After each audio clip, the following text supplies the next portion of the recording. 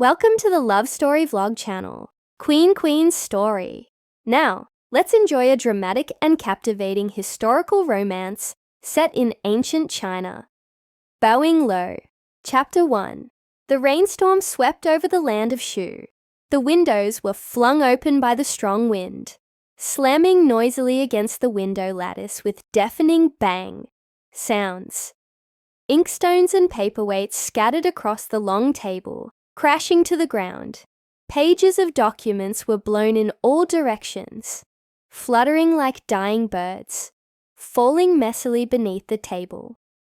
Some memorials to the throne were even torn in half. The air was thick with the pungent stench of blood.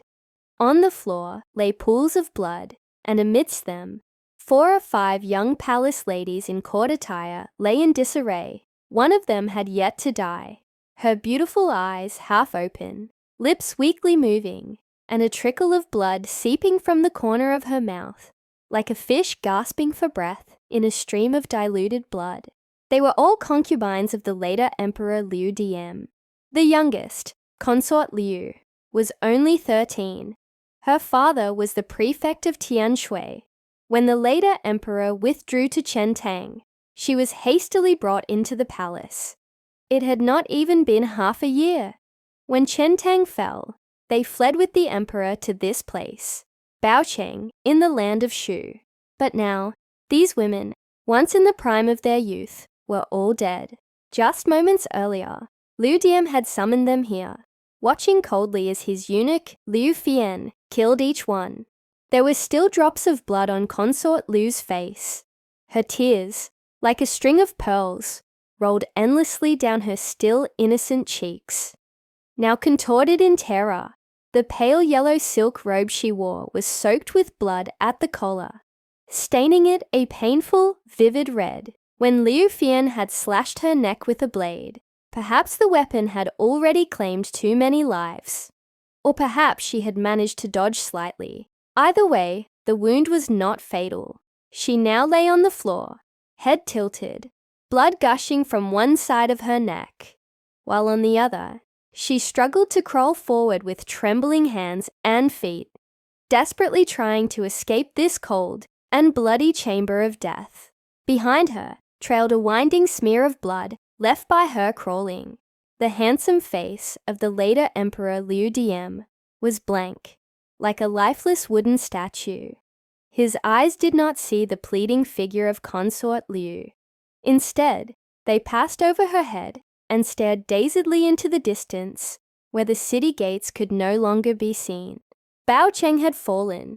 It was no longer defensible. Faintly in his ears, he could hear the roars of the Yan soldiers storming the city, followed by earth-shaking cheers of victory. It would not take them long to reach this place.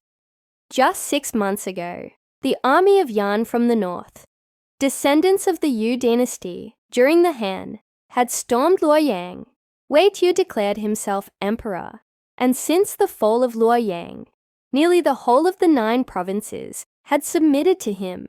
The situation was sealed. Wei the usurper had proclaimed himself ruler in Yuzhou, established the state of Yan, and forced the later Emperor Liu Dian to retreat westward. In that time, the civil officials beside him had all fled. The generals either died or surrendered. By the time they reached Baocheng, only 10 old loyal ministers remained, risking their lives to protect him.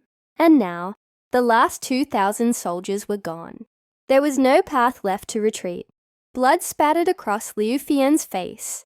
Like that of a demon, he gritted his teeth and dragged the struggling Consort Liu to the doorway, then slashed down from behind. With a dull thud, she didn't even get the chance to cry out. Her head dropped at a grotesque angle, and her body collapsed silently, like a limp noodle. Warm blood sprayed from her neck, staining half the wall. Her limbs twitched slightly, then fell still. Only her eyes, half hidden by disheveled hair, remained open, staring lifelessly ahead. The vitality in her pupils faded rapidly, and a dark, deathly blue hue spread over her once lively gaze. "Your Majesty, the Empress," Liu Fian dragged his blood-soaked blade toward Xiao Qiao, who trembled upon the small bed. Liu Dian slowly turned his head. His eyes, once vacant, now focused on Xiao Qiao. Finally the numbness faded, replaced by grief, despair, and helpless sorrow. Step by step, he approached her, until he stood before her. His cold fingers gently touched her pale face.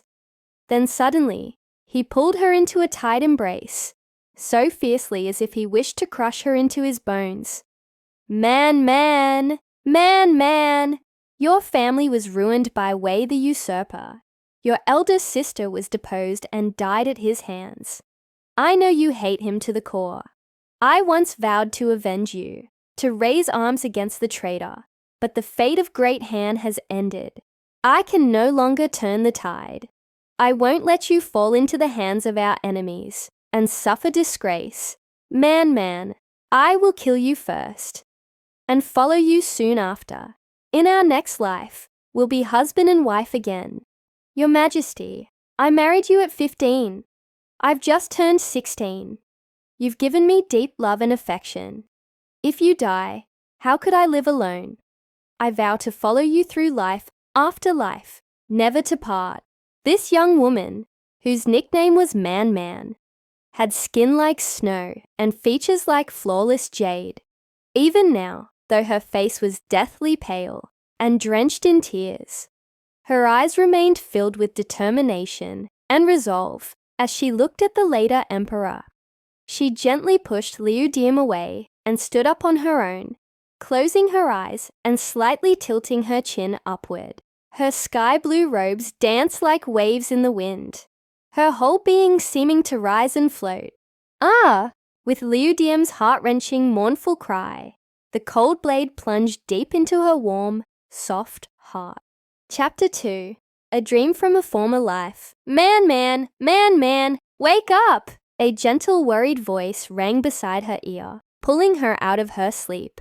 Xiao Qiao opened her eyes and found herself still lying on the same bed she had slept in for the past 2 years.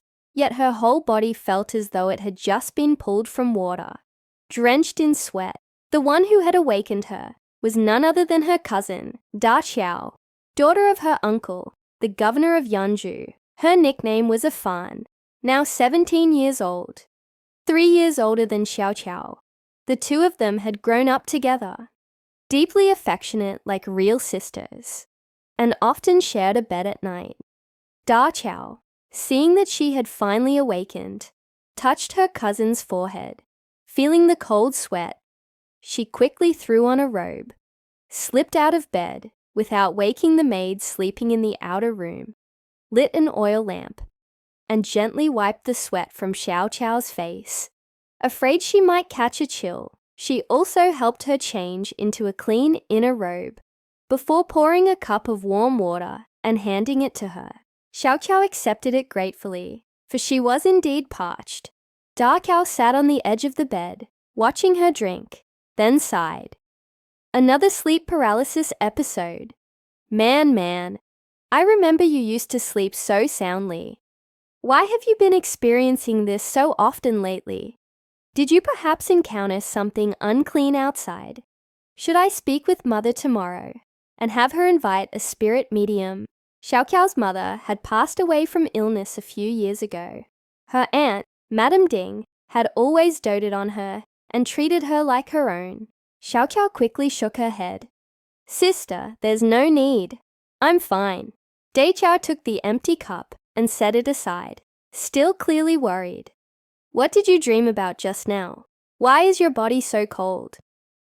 This kind of dream had haunted Xiao Qiao ever since she unexpectedly woke up to find herself reborn at the age of 14. But she knew it was no mere nightmare. The horrifying scene was the very moment before her death in her previous life. It was bloody and terrifyingly real. Liu Fei, the young girl who died under the blade of a palace guard, had only been 13. That eerie gaze she fixed on Xiao Qiao in her final moments still made her hair stand on end. Even now, fully awake, her chest still seemed to ache with the stabbing pain and icy chill From when that sharp sword pierced her heart, she didn't want to remember it anymore. Curling up beside Da Qiao, she mumbled, "I dreamt a ferocious tiger was chasing me." Da Qiao chuckled, softly and lovingly stroked her hair. Then she leaned over to blow out the lamp, slid back under the covers, wrapped her arms around Xiao Qiao, and gently patted her back. "Don't be afraid, I'm right here." Xiao Qiao murmured a quiet, and leaned into Da Qiao's soft, warm body, gradually closing her eyes. It was the 11th lunar month of the 7th year of the Dingkang era. In the Great Han, the moonlight filtered in through the paper-covered windows, casting a silent glow across the floor. Xiao Qiao gradually felt her heart calm. But even as she closed her eyes, her sleep remained restless. So did Da Qiao beside her. Thinking Xiao Qiao had fallen asleep, she gently tucked in the covers. But she herself kept tossing and turning, unable to fall asleep. Xiao Qiao, hearing her cousin's unsteady breathing, knew she was troubled by something. The two Qiaos of Yanzhou were famed for their beauty, their names echoing throughout Henan. There was a saying among the people, 10 parts divine beauty in the Luo River. The Qiao sisters claim 8. At the age of 10, Da Qiao had already been promised to the eldest son of the grand and powerful Kui family of Dongping. But 2 years ago, when she was about to marry at 15, Dongping was invaded by Ren City, and both the Kui father and son were killed in battle. The engagement had to be annulled. In the blink of an eye, 2 years had passed. Now 17, Da Qiao had many suitors vying for her hand, crowding the Qiao family doorstep. Her mother hoped to find a good match soon, but her father seemed in no hurry. It wasn't until half a month ago that Da Qiao learned the truth. Her father had decided to marry her off to Wei Shao, who had seized Hebei earlier that year. He hoped to use the marriage and Yanzhou's strategic location to gain Wei Shao's support in launching a campaign against Ren City. By now, the envoy had already been dispatched to Ji province, where Wei Shao resided. Her father anxiously awaited a reply. "Did I wake you?" Da Qiao asked softly, noticing Xiao Qiao was still awake. "No," Xiao Qiao whispered back. A moment passed in the darkness. Then Xiao Qiao heard her cousin sigh, as if asking her, yet also speaking to herself. "The Marquis of Wei harbors a grudge against our family. He wouldn't accept this marriage, would he?" Xiao Qiao remained silent. Months ago, when she realized she had been reborn into her girlhood, she had secretly hoped that the memories of her past life, or perhaps what lay in the future, were just dreams. But as time passed, she was horrified to discover that everything was unfolding exactly as she remembered. Step by step, events progressed according to her memories of that past life. Unless something changed, Wei Shao would accept the marriage proposal. And once Da Qiao married into the Wei family, her fate would be even more tragic than Xiao Qiao's had been. From the very first day she entered the Wei household, Wei Shao never once touched her, not even a finger's brush. 6 years later, when Wei Shao crowned himself emperor, the Qiao family had already been wiped out or scattered. Da Qiao swallowed gold to end her life. Another woman was named Empress. She had been only 24. Xiao Qiao reached out in the darkness to grasp her cousin's hand. Her fingertips touched cold, lifeless skin, utterly devoid of warmth. The next evening, Xiao Qiao's twin brother, Qiao Tu, rushed home from Yan City. It was already night when he arrived in Dong County. The siblings shared a close bond. Though Qiao Tu was only 14, he stood half a head taller than Xiao Qiao, already a striking and valiant youth. 2 months prior, their father, Qiao Bing, had sent him to Yan City for military training. Hearing his son had returned, Xiao Qiao went to find him. Approaching her father's study, she could already hear her brother's impassioned voice from afar. "Father, Ren City may have strong troops and fierce horses, but Yanzhou has 200,000 soldiers and civilians. The last defeat at Beima was just a fluke. Victory and defeat are part of warfare. If we unite and fight to the death, there's still a chance. I'll take the first charge. But I heard Uncle wants to beg Wei Shao for help. Wei Shao is a wolf in human skin. After seizing Ji province, his power has already spread into Hebei. Even if he offers temporary peace, what then? And our families have a blood feud, not to mention what might happen if sister marries him. Do you really think he'll help us sincerely? Xiao Qiao paused at the doorway. Looking in, she saw her father standing by the window, hands behind his back, while Qiao Tu paced the room agitatedly. As for the feud between the Qiao and Wei families, it dated back 10 years. Wei Shao's father, Wei Jing, had been a third-rank general and the governor of Yuzhou. Following an imperial decree, he and Xiao Qiao's grandfather, then governor of Yanzhou, set out to suppress the rebel Li Su of Chen Commandery. Li Su's forces were formidable.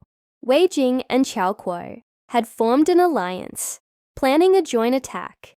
But just before the battle, Qiao Kuo learned that Li Su was about to receive reinforcements. Evaluating the situation, he retreated, choosing not to engage. Wei Jing and his eldest son, Wei Bao, unaware of the retreat, were vastly outnumbered and killed in battle. At the time, Wei Shao was only 12, fighting alongside his father. He barely escaped, thanks to the sacrifice of loyal retainers. The Qiao family, knowing they were at fault, tried every means to explain. They claimed to have sent a messenger, but that the envoy had been ambushed en route. They even delivered generous funeral offerings to the Wei family. 4 years ago, Wei Shao, then known as the Little Overlord, led his troops personally at the age of 18, eventually eliminating the entire Li Su clan by the East Sea. It was said that Wei Shao personally carried out Li Su's execution. 1,000 cuts, until the body was minced, fed to the fish, and when Xiao Qiao's grandfather passed away, Wei Shao, then attacking the Yellow River, merely said coldly, "That silver-haired old traitor serves him right." His hatred ran deep. "Father, even you are so cowardly. You won't speak out. If you won't, then I will speak to Uncle." Xiao Tu, seeing his father remain silent, clenched his fists and turned to leave. "Foolish child, stop right there." Qiao Bing suddenly turned and bellowed at his son. "Ren City's army is strong and victorious. They already took Dongping, and the Kui family was destroyed overnight. They just won at Beima last month. Morale is high. They are like a bow, already drawn, ready to strike, and with Wei Shao like a hungry tiger to the north. How can our 200,000 defend against both fronts? Then is there truly no other way? Must we rely on Wei Shao? I can't bear to see sister married off like that." Qiao Bin fell silent for a moment, then sighed deeply. Father knows well that asking Wei Shao for help is inappropriate. Do you think I haven't tried? I once proposed joining forces with Zhang Fu and fighting with everything we had. Victory might not have been impossible. Zhang Fu and I were close since childhood, and I was willing to take the first step to persuade him. But your uncle and the household retainers refused. They had no will to fight. Father, please try persuading Uncle once more. Little Qiao couldn't hold back any longer. She pushed the door open and knelt before her father. If they did nothing and simply let events unfold as they were, they might resolve the immediate crisis. But eldest Qiao's life would be destroyed forever, and in a few years, the entire Qiao family would be doomed. Little Qiao remembered all too well. First, her father died in battle, and then her younger brother Qiao Tu. In order to let her and her future husband, the Emperor Liu Yan, escape, had risked his life to distract the pursuers. He was eventually surrounded by Wei Shao's soldiers and died under a rain of arrows. Qiao Bin was only 35 this year, a refined and handsome man. As the magistrate of Dong County, ever since his wife passed away years ago, He had shown no intention of remarrying. His days were spent dealing with county affairs, administering justice, and caring deeply for the people. For 3 generations, the Qiao family had been rooted in Yanzhou, earning great respect from the common folk. Moreover, though Qiaobin had a gift for poetry, he was no frail scholar. When clad in battle armor, he became the white-clad general, gallant and commanding. With a father and younger brother like this in her life, now that she knew their destined fate, how could she bear to lose them all over again? Qiaobin hadn't expected his daughter to suddenly barge in and kneel before him. He was stunned. "Father, what Tua said is right. Please, we beg you." Qiao Tu also dropped to his knees with a thud, right next to little Qiao. Qiaobin frowned, walked over to the window, and after a long pause, finally said, "Very well, I will try to persuade them one more time." Author's note: actually, little Qiao is prettier than her cousin. I just love beautiful women. Or, clarification, the female lead transmigrated into little Qiao after little Qiao was reborn. She only retained the memories from little Qiao's previous life, and occasionally dreams of it, but she herself is not a reincarnator. Okay, everyone,